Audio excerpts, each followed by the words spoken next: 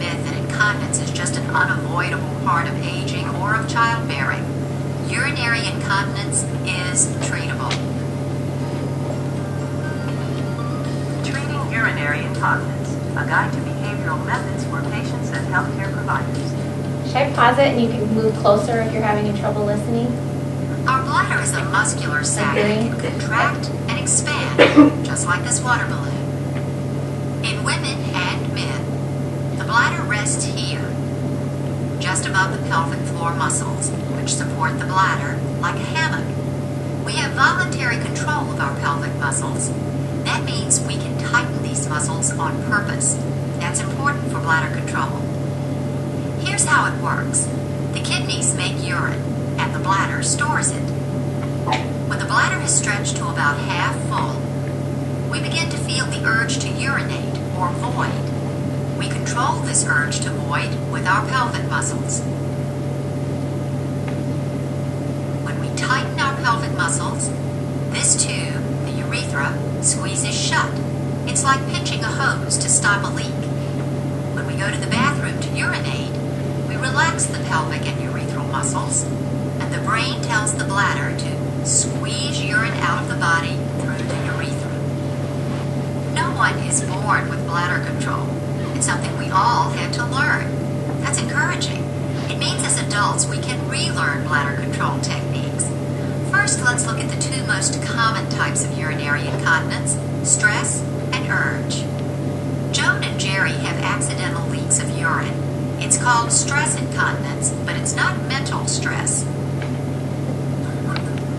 When we cough, or laugh, or strain, we put pressure and stress on the bladder. If the muscles of the pelvis and urethra are strong, urine won't leak out.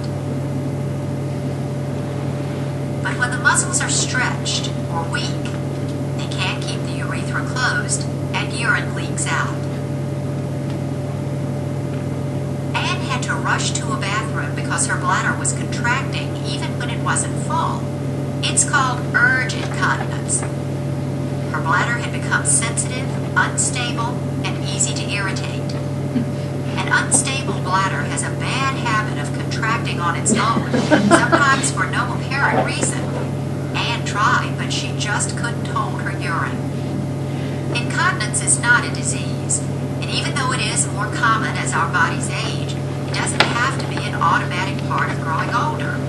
The fact is, incontinence is usually a symptom of some other medical condition, such as the results of childbearing, a hormone imbalance after menopause, a urinary tract infection, or prostate gland problems in men, and so on.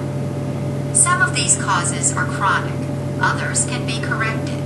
So anyone with incontinence should see a doctor or nurse specialist. Or a physical therapist. Medications and surgery often are good choices, but they may cause complications, side effects, or added expense.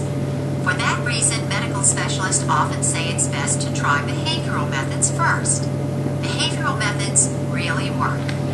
In fact, research shows that for every 10 people with stress or urge incontinence, as many as 8 will be improved if they use behavioral methods correctly and consistently. But keep in mind, results often take several months or more. It's normal to continue having some incontinence during that time, and everyone ends up with a different level of success. Also, absorbent undergarments can provide confidence and protection for women and men as they learn to use the following behavioral treatment methods. Pelvic muscle exercises for women and men with stress or urge incontinence. I'm going to show you how to do pelvic muscle exercises, also known as Kegel exercises. You can do the exercise while talking on the phone, or driving, or cooking, or watching TV. No one can tell you're exercising your pelvic muscles. This exercise helps men and women with stress or urge incontinence, and best of all, it really works. Look at this pelvic muscle before and after just a few months of exercise. It's stronger and thicker, so it can close the urethra to hold urine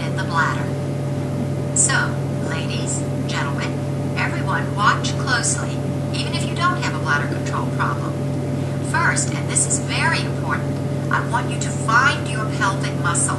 It's the one you tighten to stop your urine flow in midstream or to hold back a bowel movement. Here's my pelvic muscle. Watch how I can tighten and lift it like this and relax it. Watch again. I squeeze and relax. Now it's your turn. Everyone, try to squeeze or contract your pelvic muscle for a few seconds right now. Squeeze and relax. Everyone, squeeze and relax. Imagine you really have to go to the bathroom and you're trying to hold it back. Squeeze and relax. If you're not sure you're squeezing the correct muscle, here's a hint. Ladies, as you squeeze your pelvic muscles, Bladder's you in the should feel your front, vagina uterus tighten. is in the middle, rectum is in the back.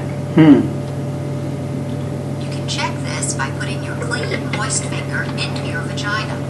You should feel the tightening around your finger. Men, you can feel and see your penis move slightly. So much easier for men. Men and women should feel their rectum tighten.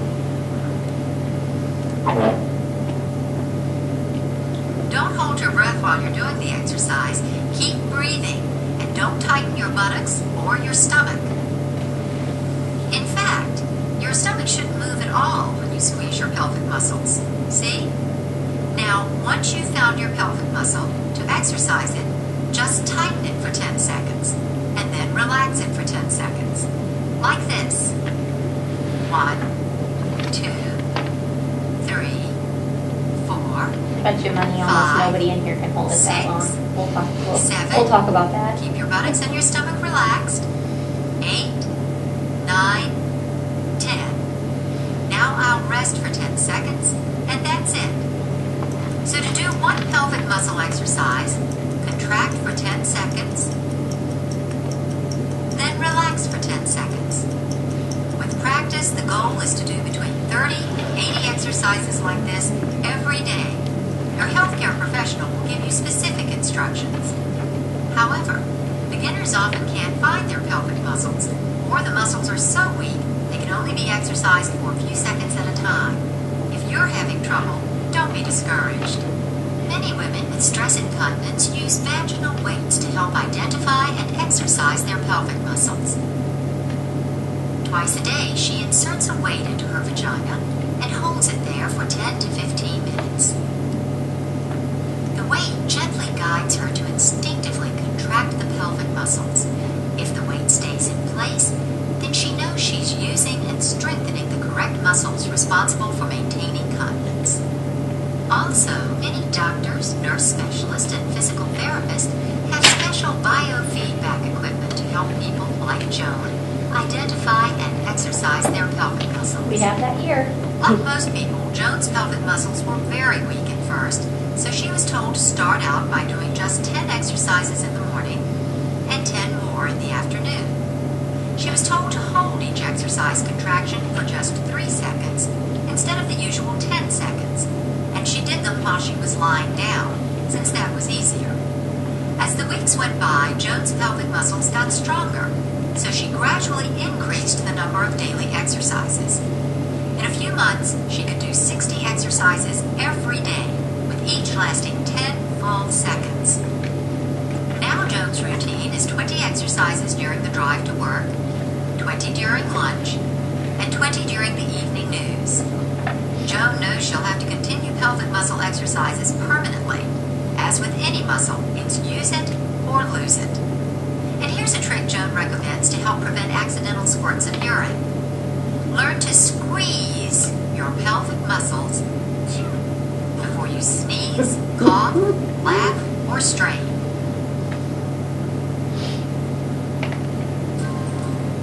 Bladder training for women and men with stress or urgent incontinence.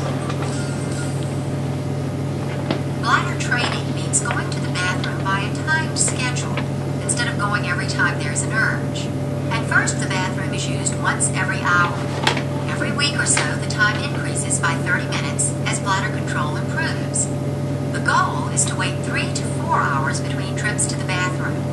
5 to Bladder 7 training times a helps day. people who accidentally leak urine, Is like the goal. Jerry and Joan.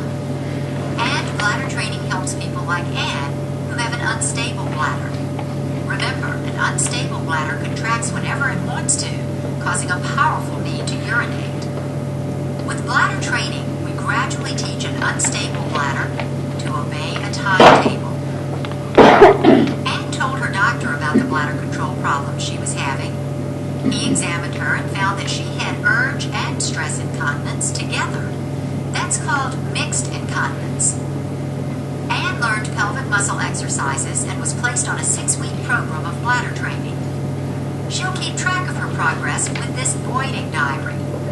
At first, Anne goes to the bathroom once each hour, starting first thing every morning. Every hour after that, she goes back to the bathroom even if she doesn't feel the need to urinate. That's important.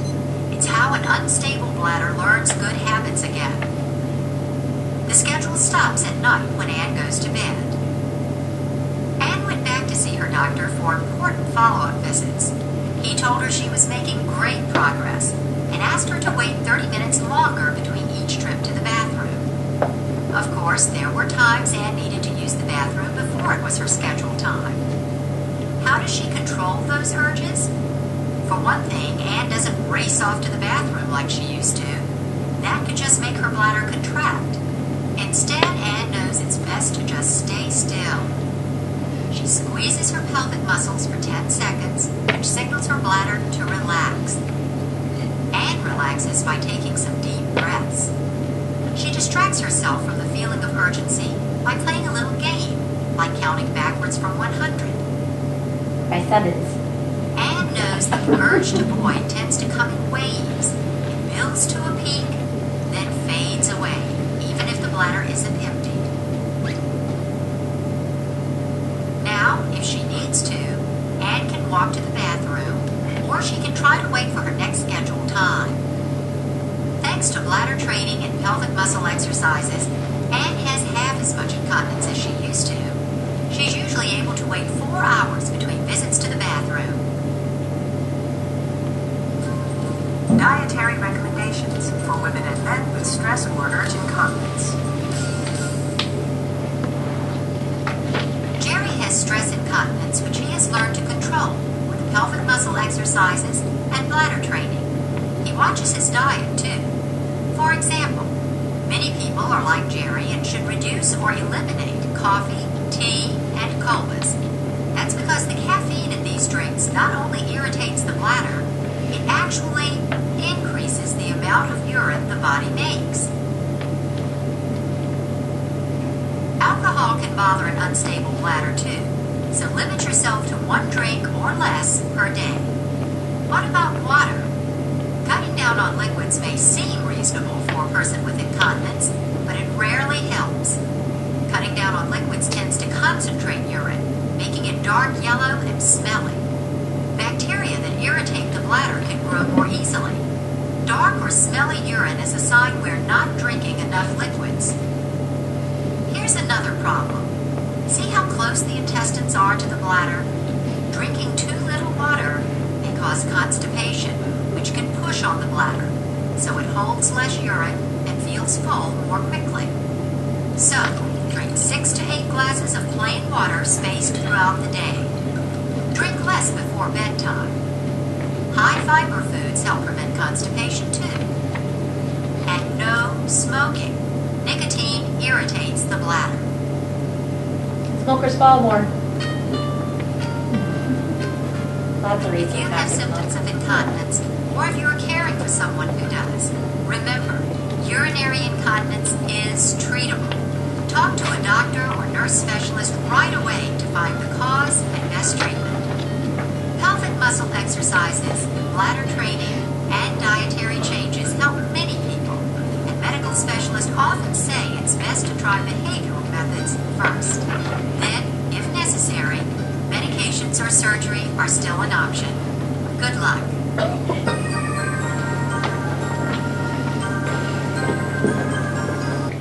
So I used to go through all of this, so the rest of it is pretty much, there's a lot of this is a summary of what was in the video. I think important, she said every 3 to 4 hours, that's 5 to 7 times in 24 hours, that's normal. If you're over age 65, 1 to 2 times a night is normal. Under age 65, 0 to 1 time a night is considered normal. Anything beyond that is you're starting to have urinary frequency, which can also be affected by coffee and concentrated urine, things like that. Urine stream should last 10 to 15 seconds. A lot of times I hear from people that the people that are going to the bathroom a lot more than 5 to 7 times a day, urine stream only lasts a couple of seconds. So going before that bladder is full. You know, what happens is we get that first urge to urinate when the bladder's 50% full, she said. So over time, we start honoring that first urge. Oh, I have to go, better go. And so the more often we honor that urge when it's 50% full, the more often we get the sensation that we need to go to the bathroom when our bladder's not full. So it's okay to hold your urine. It's okay to wait. I've heard people think that it's not okay to wait. It's okay to wait. It's not okay to wait 8 hours. It's okay to wait 3 or 4 hours. But it's not okay to hold your poop. You have to poop, go poop. 6 to 8 cups of fluid every day, she said that. I'm going to address this. I say cranberry juice can be a bladder irritant just because somebody always asks me about that. Cranberry juice is not a good environment for bacteria. It's also irritating for the bladder. So you saw how the bladder got really mad? It's something that can make the bladder really mad, but it also makes the bacteria really mad. And that is not for everybody. There's this list here of things that can irritate the bladder. So for you, you might find out that after you have a cup of orange juice, you have a strong urge to go to the bathroom. But that could not be the same thing for someone else. So you kind of have to go through these things and find out if it is an irritant for you. I tell you with 100% certainty, the mornings that I have coffee, I go to the bathroom 2 more times than the mornings I just have water. And that I drink a whole one of those in the morning, or I drink half as much coffee. So I know for sure that I go to the bathroom more often when I drink coffee than when I drink water. Plenty of fiber. She talked about how about a full bowel puts pressure on the bladder. What happens also when we have a full bowel, or if we're constipated, we strain more. So doing this is really hard on our pelvic floor muscles.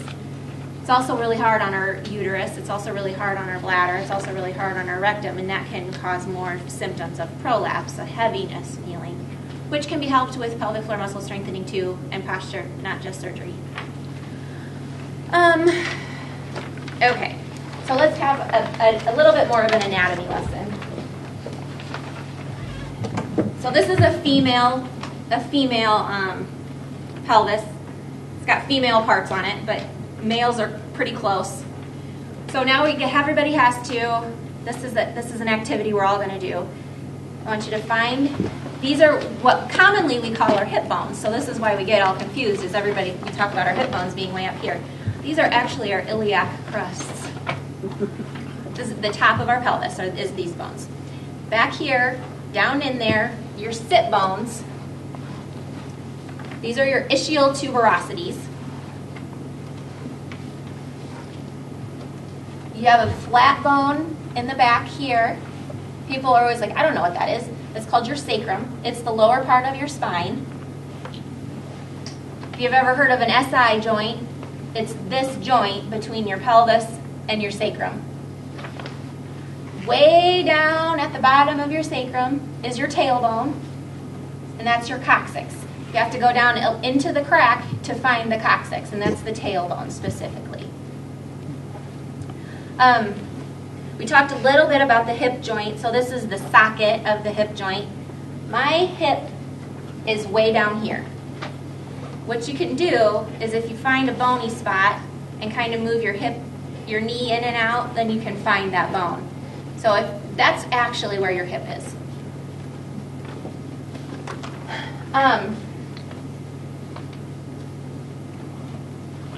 So even in the sacrum, these holes, nerves come out of these holes still. So nerves come out from your whole spine, and then they come out from these holes, and then you can have issues. The nerves that control our pelvis come out from or control our bladder, and our pelvic floor muscles come out from these holes in the sacrum. Okay. Oh, and then this in the front is our pubic bone. This is called our pubic symphysis.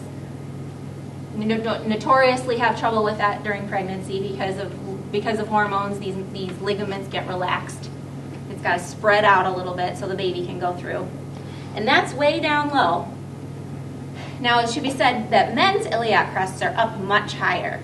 Men's pelvis are a lot taller than women's are. Okay, muscles from the inside.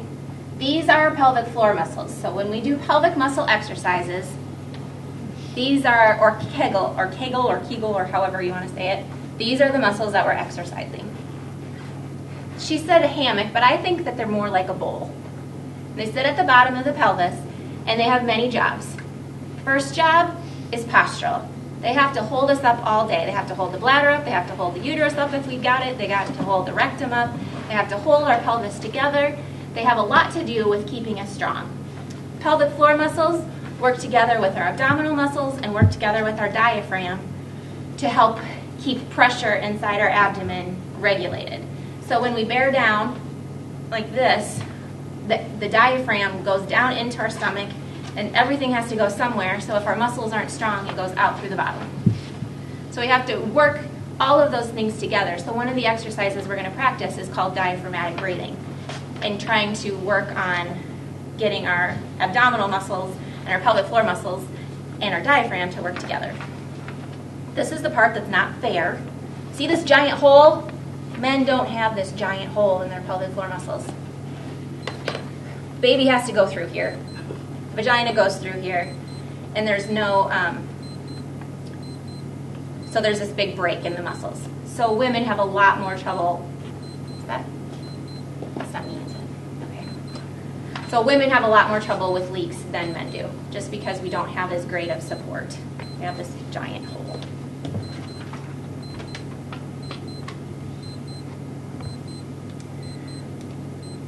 All right, get it back together again. Maybe.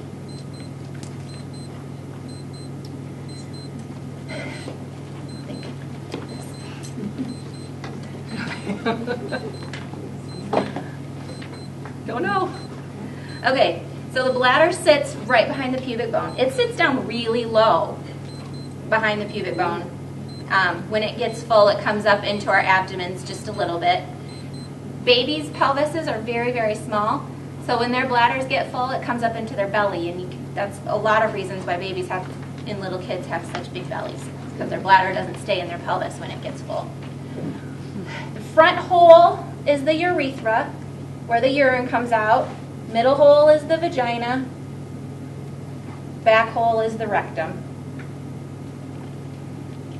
Like you saw in the video, this is where I do female anatomy, guys. So, like you saw in the video, we've got the bladder that sits in the front, and then the uterus, usually, in most people, tips forward just a little, sits on the bladder, which is why I have to go to the bathroom a lot, because it sits pretty much on top of the bladder. And then the rectum comes up and goes out this way. From the bottom, I always feel like I'm flashing people when I turn this around. Always losing that thing.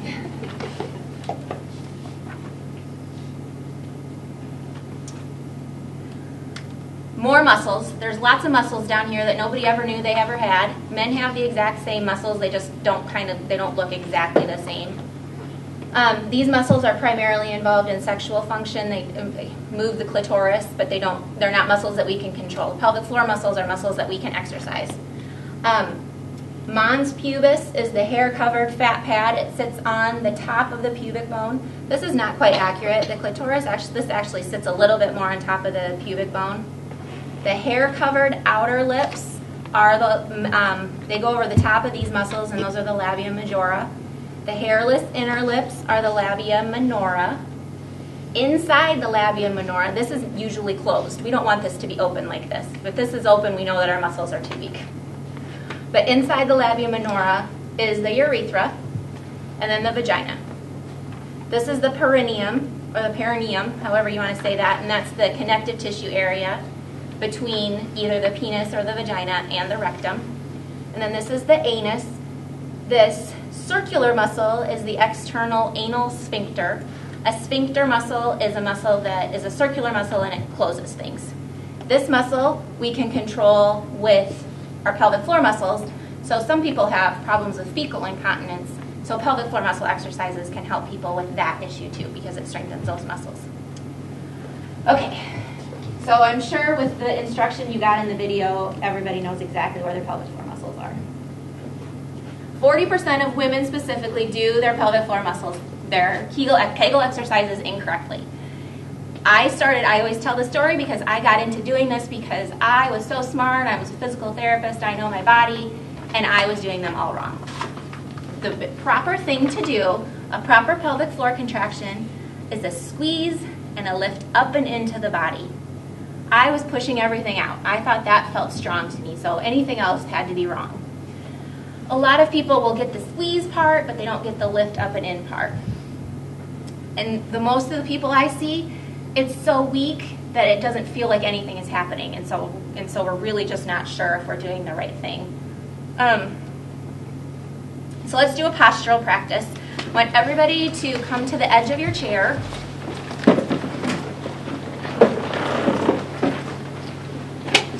What I would like you to do is rock your pelvis back and forth. So everybody is, almost all of us we're sitting on our tailbones. That's where we sit all day long, is on our tailbones, like this.